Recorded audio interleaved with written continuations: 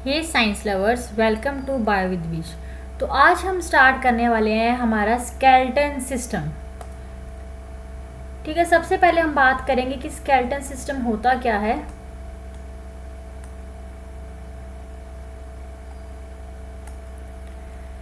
जो हमारी बॉडी के हार्ड पार्ट्स होते हैं, ठीक है, हार्ड पार्ट्स जो हमारी बॉडी के होते हैं, चाहे वो आउटसाइड है या फिर इनसाइड हो, ठीक है, उसको क्या बोलते हैं? स्केलेटन।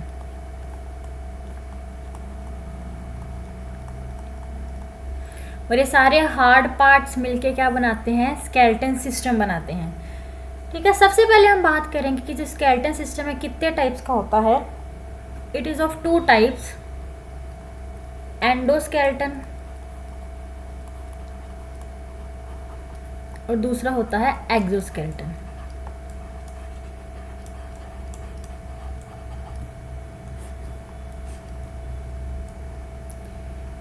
एंडोस्केलेटन, ठीक है, जो इंटरनल प्रेजेंट होएगा। एक्सोस्केलेटन, एग्जिट मतलब आउटसाइड प्रेजेंट होएगा, ठीक है। एक्सटर्नल जो प्रेजेंट होएगा वो होता है एक्सोस्केलेटन। इंटरनल स्केलेटन हम बात करते हैं मेनली होता है वर्टिब्रेट्स में, ठीक है। ह्यूमंस आ गई इसमें, फिशेस, ठीक है, एव्स, ये सारे इसके अंदर आ गए। और जो एक्सोस्केलेटन हम किस में प्रेजेंट होता है? इनवर्टिब्रेट्स में।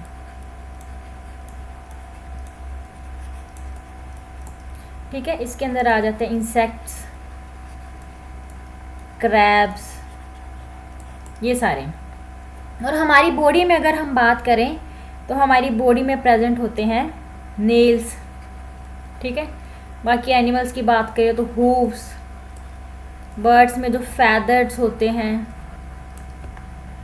ठीक है, स्केल्स प्रेजेंट होते हैं रेप्टाइल्स वगैरह पे। ये सारे क्या होता है? ये भी सारा क्या है? एक्सोस्केलेटन ही होता है। एंडोस्केलेटन जो होता है वो मेनली किसका बना हुआ होता है? दैट इज लिविंग टिश्यू,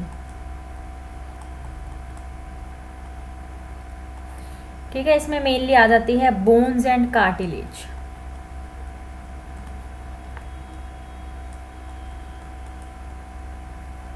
और अगर हम एक्सोस्केलेटन की बात करें, it is of non living tissue, ठीक है। इसके अंदर आ गई काइटिन, कैल्शियम कार्बोनेट, जो शेल्स वगैरह बने होते हैं कैल्शियम कार्बोनेट के बने होते हैं। अब हम बात करते हैं इसके फंक्शंस के बारे में कि जो स्केलेटन सिस्टम है उसके क्या फंक्शंस होते हैं। सबसे पहले ये क्या करता है? मैकेनिकल प्रोटेक्शन प्रोवाइड करता है,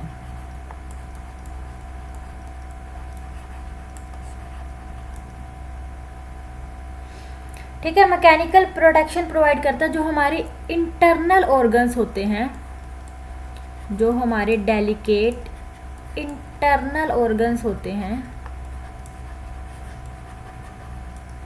उनको क्या करता है? प्रोटेक्ट करने का काम करता है। लाइक ब्रेन, ब्रेन को कौन प्रोटेक्ट करता है? स्कल। और अगर हम बात करें हार्ट और लंग्स की, इनको कौन प्रोटेक्ट करता है? रिब केज, ठीक है। नेक्स्ट इसके फंक्शन की हम बात करें, ये क्या बनाता है? सपोर्टिंग फ्रेमवर्क,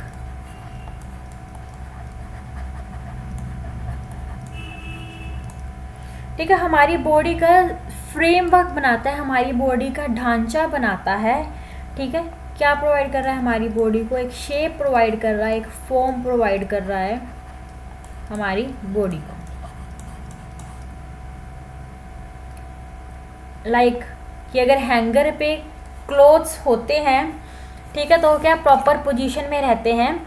अगर हम उसका हैंगर ही निकाल दें तो कपड़े क्या है? नीचे गिर जाएंगे। वैसे ही हमारी सिर्फ स्किन ही है, अगर हमारे अंदर बोन्स नहीं है तो। क्लियर? नेक्स्ट इसका फंक्शंस क्या है, एक सरफेस प्रोवाइड करता है किसकी अटैचमेंट के लिए, टेंडन और लिगामेंट।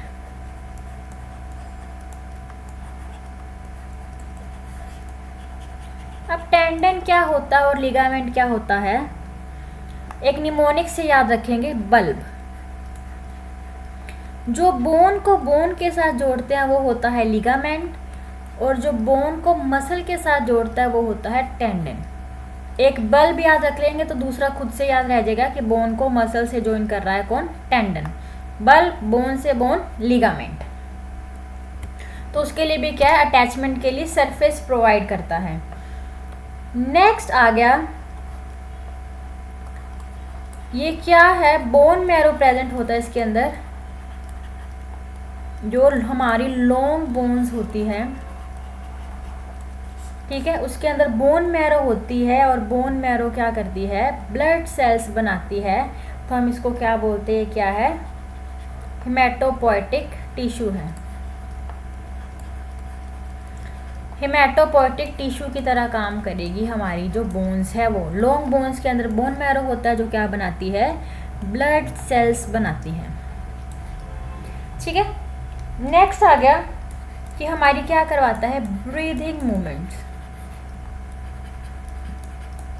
अब हमें पता है जब हमारी ब्रीदिंग मूवमेंट्स होती है तो हमारी जो रिब्स हैं और स्टर्नम है वो भी क्या करती हैं, एक्ट करती हैं। तो हमारी ब्रीदिंग मूवमेंट में भी हेल्प करेगा।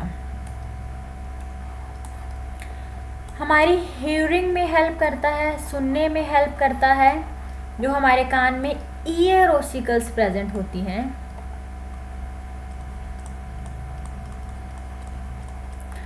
मेलस, इनकस, स्टेप्स, जो हमारी ईयर ओसिकल्स प्रेजेंट होती है वो हमें क्या है, हियरिंग में हेल्प करती हैं। उसके अलावा किस में हेल्प करता है, साउंड प्रोडक्शन में। हमारा जो स्केलेटन सिस्टम है साउंड प्रोडक्शन में हेल्प करता है। कैसे, हमारा जो लेरिंग्स है, ठीक है, लेरिंग्स के जो कार्टिलेज है वो क्या करते हैं, साउंड प्रोडक्शन में हेल्प करते हैं। क्लियर। नेक्स्ट आ गया, it also act as reservoir of minerals.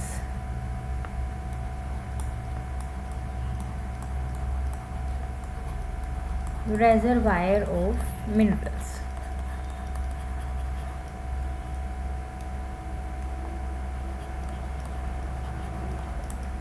ठीक है, कौन से मिनरल्स,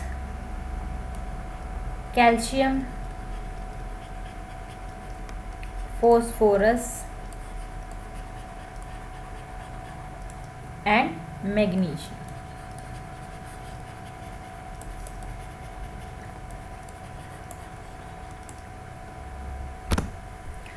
ठीक है, इसके अलावा एक लास्ट फंक्शन हम इसका करेंगे, एक सिस्टम बनाता है, एक अलग सिस्टम की तरह काम करता है, लाइक लेवर्स एंड पाइवट। और जो लेवर है और पाइवट है ये किस में हेल्प करते हैं, हमारी बॉडी की मूवमेंट में, बॉडी के पार्ट्स की मूवमेंट में हेल्प करते हैं। क्लियर, ये था इसका लास्ट फंक्शन। अब हम बात करते हैं ह्यूमन स्केलेटन के बारे में कि अडल्ट्स में कितनी बोन होती हैं। ठीक है, 206 बोन्स होती हैं। और अगर हम बात करें एक बेबी की, एक इन्फेंट की, तो उसमें कितनी बोन्स होती है, 306।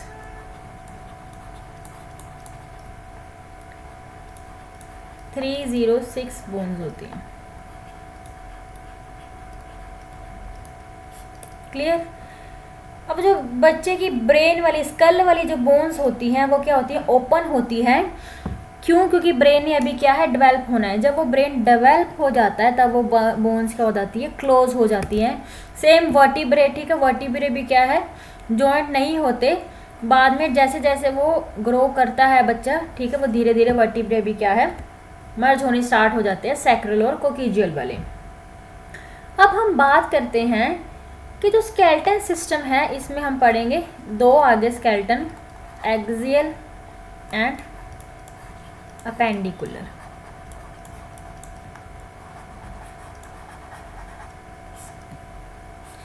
एक्सियल मतलब जो बॉडी की इस एक्सिस पे है, ठीक है, वो होता है एक्सियल। जो बाकी बच गया, ठीक है, वो क्या होता है, अपेंडिकुलर। जो ये सेंट्रल एक्सिस पे है इसको हम क्या बोलते हैं, एक्सियल वाले, ठीक है। एक्सियल वाले में होती है 80 बोन्स और बच्चे में होगी 87, और अपेंडिकुलर में होती है हमारी 126 बोन्स। क्लियर। अब हम बात करते हैं एक्सियल के बारे में।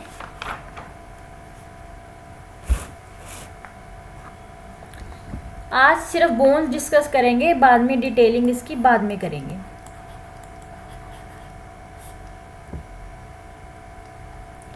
ठीक है। एक्सियल में आता है एक स्कल,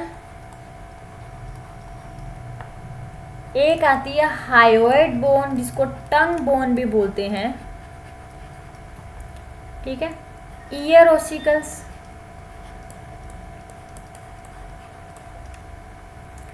इसके अलावा इसके अंदर आ गया वर्टिब्रल कॉलम,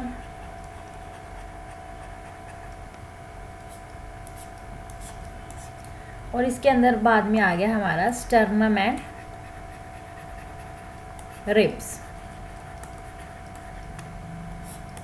क्लियर। अब हम बात करें स्कल की, तो स्कल में होती है 22 बोन्स। हायोइड एक ही प्रेजेंट होएगी, ठीक है। ईयर ओसिकल, अब ईयर में होती है 3 बोन्स प्रेजेंट होती है, तो एक कान में अगर 3 है तो दोनों में कितनी हो गई, 6 बोन्स, ठीक है। वर्टिब्रे कितने होते हैं, 33 होते हैं, बट जो फ्यूज करके क्या बन जाते हैं, 26। एक ही स्टर्नम होता है जिसको ब्रेस्ट बोन या चेस्ट बोन भी बोलते हैं, और रिब्स कितने होते हैं, 12 पेयर्स, मतलब कितनी हो गई, 24। तो अगर अब इन सबको टोटल करें तो हमारी बनती है टोटल 80 बोन्स। क्लियर। वहीं अगर हम दूसरी तरफ बात करें अपेंडिकुलर के बारे में,